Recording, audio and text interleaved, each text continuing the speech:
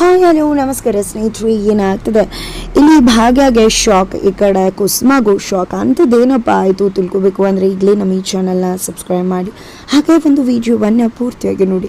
ಇಲ್ಲಿ ಶ್ರೇಷ್ಠ ಬಂದು ಹೋಗಿದ್ದ ಅತ್ತೆ ಸೊಸೆ ನಡುವೆ ಬೆರಕು ಬಂದ್ಬಿಡುತ್ತೆ. ಬಿಕಾಸ್ ಅತ್ತೆ ಭಾಗ್ಯ ಮೇಲೆ ತುಂಬಾ ಕೋಪ ಮಾಡ್ಕೋತಾರೆ. ಈ ಕಡೆ ಅತ್ತೆ ಸೊಸೆ ನಡುವೆ ಇಷ್ಟು ಈಸಿಯಾಗಿ ಶ್ರೇಷ್ಠ ಇಬ್ಬರ ನಡುವೆ ಬೆರಕು ತಂದ್ಬಿಟ್ಟೆ ಅಂತ ಶ್ರೇಷ್ಠ ಬಗ್ಗೆ ಹೆಮ್ಮೆ ಪಡ್ತಿದ್ದಾನೆ ತಾಂಡವ್. ಅದನ್ನು ನೋಡಿ ಖುಷಿ ಕೂಡ ಪಡ್ತಿದ್ದಾನೆ. ಜೊತೆಗೆ ಅಪ್ಪನ ಮುಂದೆ ಕುತ್ಕೊಂಡಿದ್ದ ಜಬರ್ದಸ್ತಾಗಿ ಈ ಕಡೆ ಕಾಫಿ ಆರ್ಡರ್ ಮಾಡ್ಕೊಂಡು ಕುಡಿತಾ ಇದ್ರೆ, ಈ ಕಡೆ ಧರ್ಮ ಅಂಕಲ್ ಅಪ್ಪ ಹೆಂಡತಿ ಮಕ್ಳು ಇಟ್ಕೊಂಡು ಹೊರಗಡೆಯಿಂದ ಆರ್ಡರ್ ಮಾಡಿ ಕಾಫಿ ಕುಡಿಯೋ ಕರ್ಮ ಯಾರಿಗೆ ಬೇಕು ಅಂದರೆ, ಅಯ್ಯೋ ಅಪ್ಪ ನಾನು ದುಡಿತೀನಿ, ಊಟನೂ ಆರ್ಡರ್ ಮಾಡ್ಕೊಂಡು ತಿಂತೀನಿ, ಲಕ್ಷ ದುಡಿತೀನಿ ಅಂದಮೇಲೆ ಅದರಲ್ಲಿ ಏನಿದೆ, ಫಸ್ಟು ನಿಮ್ಮ ವಿಷಯ ಹೇಳಿ, ಏನು ಅತ್ತೆ ಸೊಸೆ ನಡುವೆ ಬಾರಿ ಹತ್ಕೊಂಡ್ಬಿಟ್ಟಿದೆ, ಇನ್ನೂ ಜಗಳ ಅಂತ ಹೇಳ್ತಿದ್ರೆ ಮೀಸೆ ಮಣ್ಣಾಗಿ ಬಿದ್ದರೂ ಮಣ್ಣಾಗಿಲ್ಲ ಅನ್ನೋ ಜಾತಿ ಅಲ್ವಾ ನಿಂದು ಅಂದಾಗ ನನ್ನ ಮೀಸೆ ಆಗಿರಲಿ ಬಿಟ್ಬಿಡಿ, ನಿಮ್ಮನೆ ವಿಷಯ ಹೇಳಿ ಅಂತ ಕೇಳ್ತಿದ್ದಾರೆ. ಅಷ್ಟರಲ್ಲಿ ಈ ಕಡೆ ಭಾಗ್ಯನೇ ಬರ್ತಾರೆ. ಭಾಗ್ಯ ಬರ್ತಿದ್ದಾಗೆ, ಭಾಗ್ಯ ಬರಬೇಕು ಪಾಪ 2 ಲಕ್ಷ ಹೇಗೆ ಸಾಲ ತೀರಿಸ್ತೀಯ? 2 ಲಕ್ಷ ನೀನು ವರ್ಷ ದುಡಿದ್ರೂ ಕೂಡ 2 ಲಕ್ಷ ತೀರ್ಸೋಕ್ಕಂತೂ ಅಸಾಧ್ಯ. ಅದಕ್ಕೆ ನೋಡು, ಒಂದು ಕೆಲಸ ಮಾಡು, ನಾನೇ ನಿನಗೆ ಆ 2 ಲಕ್ಷ ಕೊಟ್ಬಿಡ್ತೀನಿ, ಆದರೆ ಒಂದೇ ಒಂದು ಚಿಕ್ಕ ಕೆಲಸ ಮಾಡಿಕೊಡ್ಬೇಕು ಅಷ್ಟೇ. ನಾನು ಕಳಿಸೋ ಡಿವೋರ್ಸ್ ಪೇಪರ್ಗೆ ನೀನು ಸಿಗ್ನೇಚರ್ ಹಾಕಬೇಕು. ಆ ರೀತಿ ಮಾಡಿದ್ರೆ ಖಂಡಿತ ನಾನು ನಿನಗೆ 2 ಲಕ್ಷ ದುಡ್ಡು ಕೊಡ್ತೀನಿ ಅಂತ ಹೇಳ್ತಾರೆ. ಈ ಮಾತನ್ನು ಕೇಳಿ ಭಾಗ್ಯ ಸಿಡ್ದೋಗ್ತಾರೆ. ನೋಡಿ, ನಾನು ಆ ರೀತಿ ನಿಮ್ಮ ಹತ್ರ ದುಡ್ಡು ತೊಗೋಬೇಕು ಅಂದಿದ್ರೆ ಅವತ್ತೇ ನಿಮ್ಮ ಹತ್ರ ದುಡ್ಡು ತೊಗೋತದ್ದೆ. ನನ್ನ ತಂಗಿ ಮದುವೆನ ನನ್ನ ಕೈಯಾರೆ ನಾನೇ ಮಾಡಬೇಕು ಅಂತಾನೆ ಮಾಡಿದ್ದು ನಿಮ್ಮ ಹತ್ರ, ಅದಕ್ಕೆ ನಾನು ಕೈ ಚಾಚಲಿಲ್ಲ. ಅವತ್ತು ಚಾಚ್ತಿರೋ ನಾನು ಇವತ್ತು ಚಾಚ್ತೀನಿ ಅಂತ ಅಂದ್ಕೊಂಡಿದ್ದೀರಾ ಅಂತ ಕೇಳ್ತಿದ್ರೆ, ಹೇಗೆ ದುಡ್ಡು ತೀರಿಸ್ತೀಯ? ಇಡೀ ವರ್ಷ ಎಲ್ಲ ಪೂರ್ತಿ ಜೀವನ ಪರ್ಯಂತ ದುಡಿದ್ರು ನೀನು ಆ ಸಾಲ ತೀರ್ಸೋಕ್ಕಾಗೋದಿಲ್ಲ ಅಂತ ತಾಂಡವ್ ಹೇಳ್ತಿದ್ರೆ, ಪಕ್ಕದ ಮನೆಯವ್ರು ಯಾಕೆ ನಮ್ಮನೆ ವಿಶ್ವ ನಾವು ನೋಡ್ಕೋತೀವಿ, ಪಕ್ಕದ ಮನೆಯವರು ನಮ್ಮನೆ ವಿಷಯಕ್ಕೆ ಬರಬೇಕಾಗಿಲ್ಲ, ನಮ್ಮ ಸಾಲನೋ ಕಷ್ಟನೋ ಸುಖನೋ ಅದನ್ನು ನಾವು ನೋಡ್ಕೋತೀವಿ, ಅದು ನಮ್ಮನೆ ವಿಷಯ, ನೀವು ಯಾಕ್ರಿ ಮಾತಾಡ್ತಿದ್ದೀರಾ ಅಂತ ಹೇಳ್ತಿದ್ದಾರೆ. ಏನು ಅತ್ತೆ ಸೊಸೆ ಜೊತೆ ಮುನ್ಸ್ಕೊಂಡು ಕೂತ್ಕೊಂಡಿದ್ರು, ಈಗ ಪರವಹಿಸ್ಕೊಂಡು ಬಂದ್ಬಿಟ್ಟಿದ್ದಾರೆ ಅಂದಾಗ ಯಾಕೆ ಅತ್ತೆ ಸೊಸೆ ಜಗಳ ಮಾಡ್ಕೊಂಡ್ಬಿಟ್ರು ಅಂತ ಖುಷಿ ಆಗೋಯ್ತಾ? ಯಾವುದೇ ಕಾರಣಕ್ಕೂ ಅತ್ತೆ ಸೊಸೆ ಪ್ರೀತಿ ಮಾಡಲಿ, ನಾವು ಮುದ್ದಾಡಲಿ, ಜುಟ್ಟಿಟ್ಕೊಂಡಾರು ಜಗಳ ಆಡ್ತೀವಿ, ಅದು ಕಟ್ಕೊಂಡು ನಿಂಗೆ ಏನಾಗಬೇಕಿಲ್ಲ, ಏನೇ ಆದರೂ ಅದು ನನ್ನ ಮನೆ ಒಳಗಡೆ ಆಗುತ್ತೆ, ನಮ್ಮನೆ ಒಳಗಡೆ ಮೂಗು ತೋರಿಸೋಕೆ ಪಕ್ಕದ ಮನೆಯವ್ರು ನೀವು ಯಾರ್ರಿ ಅಂತ ಕೇಳ್ತಿದ್ದಾರೆ. ಜೊತೆಗೆ ಒಡವೆ ಗಿಡವೆ ಅದನ್ನೆಲ್ಲ ತೋರಿಸೋದ್ರ ಮುಖಾಂತರ, ದುಡ್ಡನ್ನ ಆಮಿಷ ಒಡ್ಡೋದ್ರ ಮುಖಾಂತರ ನಮ್ಮ ಹತ್ರ ಯಾವುದೇ ವರ್ಕೌಟ್ ಆಗೋದಿಲ್ಲ. ಯಾಕಂದರೆ ಅದು ಯಾವುದು ಕೂಡ ನಮಗೆ ಮುಖ್ಯನೇ ಅಲ್ಲ ಅಂತ ಹೇಳ್ತಾರೆ. ದುಡ್ಡು ನಾವು ತೀರಿಸ್ತೀವೋ, ಅದೇನೋ ಮಾಡ್ತೀವಿ ಅಂದ್ವಲ್ಲ ಅದನ್ನೇ ಮಾಡ್ತೀವೋ, ಅದನ್ನು ಕಟ್ಕೊಂಡು ನೀನಿಗೆ ಏನಾಗಬೇಕೋ ನಾವು ತೀರಿಸ್ಕೋತೀವಿ, ಬಿಡೋದಾದರೂ ಬಿಡ್ತೀವಿ, ಅದು ನಮ್ಮನೆ ಮ್ಯಾಟ್ರು, ನಮ್ಮ ಇಷ್ಟ, ನನ್ನ ಸೊಸೆ ವಿಷಯ, ಅದು ನನ್ನ ವಿಷಯ, ನೀನು ಯಾರು ಇಂಟರ್ಫಿಯರ್ ಆಗೋಕ್ಕೆ, ಸುಮ್ಮನೆ ನಿನ್ನ ಕೆಲಸ ನೋಡ್ಕೊಂಡು ಹೋಗ್ತಾ ಇರು ಅಂತ ಕುಸುಮವ್ರು ಹೇಳ್ತಾರೆ. ನೋಡೇ ಭಾಗ್ಯ, ಜೊತೆಗೆ ಇವನ ಹತ್ರ ಮಾತಾಡ್ಕೊಂಡು ಏನು ನಿಂತಿದ್ಯಾ ನೀನು?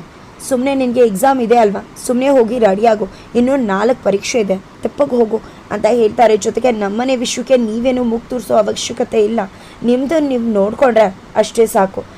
ಅತ್ತೆ ಸೊಸೆ ಜಗಳ ಮಾಡ್ಕೊಬಿಟ್ಟು ಭಾರಿ ಬಿರ್ಕತ್ಬಿಡ್ತು, ನನ್ನ ಕೆಲಸ ಸಾಧಿಸ್ಕೊಂಡ್ಬಿಡ್ಬೋದು, ಎಲ್ಲ ನನ್ನ ಹತ್ರ ಬಂದ್ಬಿಡ್ತಾರೆ ಅಂತ ಅಂದ್ಕೊಂಡಿದ್ಯಾ? ಅದು ಯಾವುದೇ ಕಾರಣಕ್ಕೂ ಕೂಡ ಸಾಧ್ಯ ಇಲ್ಲ. ನಾವು ಬಿರುಕು ಮಾಡಿಕೊಂಡು ನಮಗೆ ಗೊತ್ತಿದೆ ನಾವು ಹೇಗೆ ಒಂದಾಗಬೇಕು ಅಂತ ಹೇಳಿ ಸೊಸೆ ಕರ್ಕೊಂಡು ಹೋಗ್ತಾರೆ. ನೋಡಿದ್ಯಾ ಅವನು ಹೇಗೆ ಆಡ್ಕೊಂಡು ನಗ್ತಿದ್ದಾನೆ ಅಂತ ಅಂದಾಗ, ದಯವಿಟ್ಟು ಕ್ಷಮಿಸ್ಬಿಡಿ ಅತ್ತೆ ಅಂದಾಗ, ನಾವು ಎಲ್ಲ ಹಾಳಾಗಿ ಹೋಗಿದ್ವಿ, ಇನ್ನು ಮುಂದೆ ಏನೂ ಕೂಡ ನಮ್ಗೆ ಕೇಳದೆ ಮಾಡಬೇಡ, ನಾವಿದ್ದೇವೆ, ನಮ್ಮ ಹತ್ರ ಹೇಳ್ಕೊ ಆಯ್ತಾ ಅಂತ ಹೇಳ್ತಾರೆ. ಸರಿ ಅತ್ತೆ, ಆದರೆ ನಿಮ್ಮ ಹತ್ರ ಒಂದು ವಿಷಯ ಹೇಳಬೇಕಿತ್ತು ಅಂದಾಗ, ಏನು ಹೇಳು ಅಂದರೆ ತಡವರ್ಸಿರ್ತಾರೆ ಭಾಗ್ಯ. ಏನು ಹೇಳು ಅಂತ ಕೇಳ್ತದೆ ಅಂತಾನೆ, ಇನ್ನೂ 1 ವರ್ಷ ಮಾಡ್ತೀಯ ವಿಷಯ ಹೇಳೋಕೆ ಅಂದಾಗ, ಇಲ್ಲ ಅತ್ತ, ಅದು ಮನೆ ನಡೆಸೋದು ಕಷ್ಟ ಆಗುತ್ತಲ್ವಾ, ಅದಕ್ಕೆ ನಿನ್ನೆ ಒಬ್ರ ಹತ್ರ ಕೆಲಸ ಕೇಳಿದ್ದೀನಿ ಅಂತ ಹೇಳಿದಾಗ, ಏನು ಮಾತಾಡ್ತಿದ್ಯಾ ನೀನು? ಕೆಲ್ಸಕ್ಕೆ ಹೋಗ್ತೀಯ? ನನ್ನ ಸೊಸೆ ಕೆಲ್ಸಕ್ಕೆ ಹೋಗೋದಾ? ಅಂಥ ಗತಿ ಏನೂ ನಮಗೆ ಬಂದಿಲ್ಲ, ನಿಮ್ಮ ಮಾವನ ಪಿಂಚಣಿ ಬರುತ್ತೆ, ಅದರಲ್ಲಿ ಹೇಗೋ ನಿಭಾಯಿಸ್ಕೊಂಡು ಹೋದ್ರೆ ಆಯಿತು, ಯಾವುದೇ ಕೆಲಸಕ್ಕೂ ಕೂಡ ಏನೂ ಹೋಗಬೇಕಾಗಿಲ್ಲ ನೀನು, ಇನ್ನೂ 4 ಪರೀಕ್ಷೆ ಇದೆ, ಸುಮ್ಮನೆ ಹೋಗೋದ್ಕೋ, ಅಮ್ಮ ಮಗಳು ಕಡಿಮೆ ಮಾರ್ಕ್ಸ್ ತೆಗೆದ್ರೆ ಮಾತ್ರ ನಾನು ಸುಮ್ಮನೆ ಇರೋದಿಲ್ಲ ಅಂತಾರೆ. ಬಟ್ ಆಗ ಭಾಗ್ಯಗೆ ಮಾವ ಫೋನ್ ಮಾಡಿ, ನಿಮ್ಮ ಅತ್ತೆಗೆ ಹೇಳಬೇಡ, ಆ ಒಂದು ಪಿಂಚಣಿ ವಿಷಯದಲ್ಲಿ ಸ್ವಲ್ಪ ಎಡವಟ್ಟಾಗಿದೆ, ನಾನು ಇಲ್ಲಿಗೆ ಬಂದಿದ್ದೀನಿ, ರಿನ್ಯೂವಬಲ್ಗೆ ನಾವು ಸಿಗ್ನೇಚರ್ ಹಾಕಬೇಕಿತ್ತು ಅಂತ ಹೇಳಿರೋ ಮಾತು ನೆನಪಾಗುತ್ತೆ. ಅದೇ ವಿಷಯನ ಕುಸುಮ ಅವ್ರ ಹತ್ರ ಹೇಳೋಕೆ ಭಾಗ್ಯ ಮುಂದಾದರೆ, ಭಾಗ್ಯ ಮಾತುಗಳನ್ನ ಕುಸುಮವ್ರು ಕೇಳೋಕೆ ಸಿದ್ಧವಾಗೋದಿಲ್ಲ.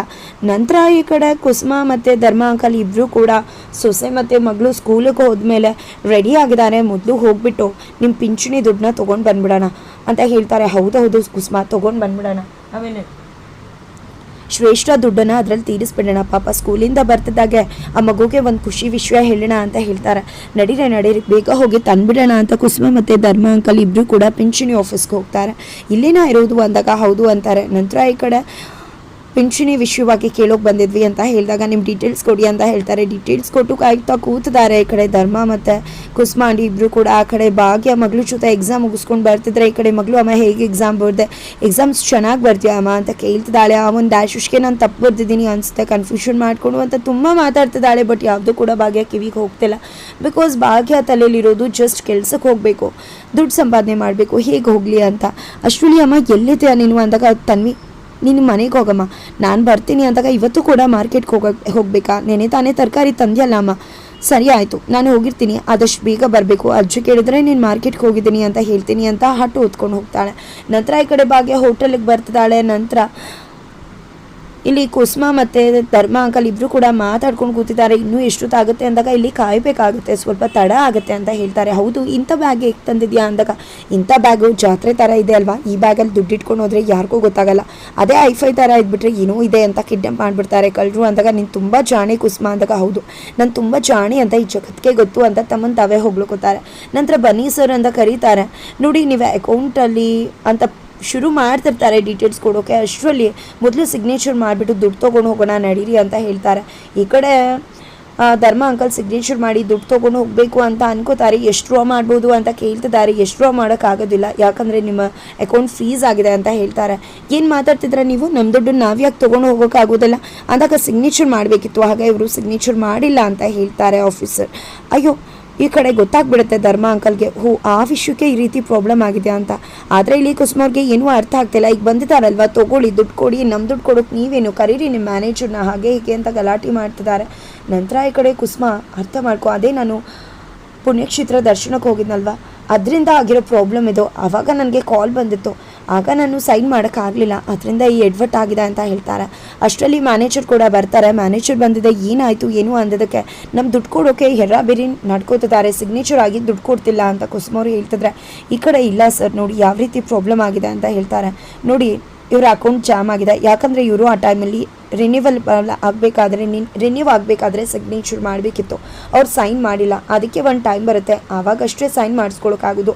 ಈಗೆಲ್ಲ ಅಕೌಂಟ್ಸ್ ಕ್ಲೋಸ್ ಮಾಡೋ ಟೈಮ್, ಯಾಕಂದರೆ ವರ್ಷದಂಡು ನಮಗೆ ಲೆಕ್ಕ ಹಾಕಬೇಕಾಗಿದೆ, ನೀವು ಅಷ್ಟು ದಿನ ಕಾಯಲೇಬೇಕಾಗುತ್ತೆ ಅಂತ ಹೇಳ್ತಾರೆ. ಈ ಕಡೆ ಏನೇ ಮಾಡಿದ್ರು ಕೂಡ ಕುಸುಮ ಮತ್ತು ಧರ್ಮ ಅವ್ರಿಗೆ ಕೈ ಚೀಳ್ಬೇಕಾಗುತ್ತೆ, ದುಡ್ಡು ಸಿಗೋದಿಲ್ಲ. ಈಗ ತಾನೇ ಅಂದ್ಕೊಂಡಿದ್ರು ತಮ್ಮ ಮಗಳ ಥರ ಇರೋ ಭಾಗ್ಯ ಸಾಲನ ತೀರಿಸ್ಬಿಡ್ಬೇಕು ನಾವು ಅಷ್ಟು ಇಷ್ಟಾಗೆ, ಪಾಪ ನಮ್ಮ ಮಗಳು ನಮ್ಮನ್ನೇ ನಂಬ್ಕೊಂಡಿದೆ ಅಂತ.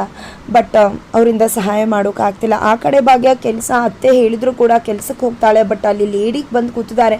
ಎಲ್ಲಿಗೆ ಹೋಗ್ತಿದ್ಯಾ ನೀನು, ಹೇಳ್ದೆ ಅಡುಗೆ ಮನೆಗೆ ಪ್ರವೇಶ ಇಲ್ಲ ಅಂತ ಗೊತ್ತಿಲ್ವಾ ಕಿಚನ್ಗೆ ಅಂತ ಕೇಳ್ತಿದ್ರೆ, ಅವ್ರು ನೆನೆ ತಾನೇ ಕೆಲಸಕ್ಕೆ ಸೇರ್ಕೊಂಡಿರೋದು ಕಾಫಿ ಮಾಡೋದಕ್ಕೆ ಅಂತ ಹೇಳ್ತಾರೆ.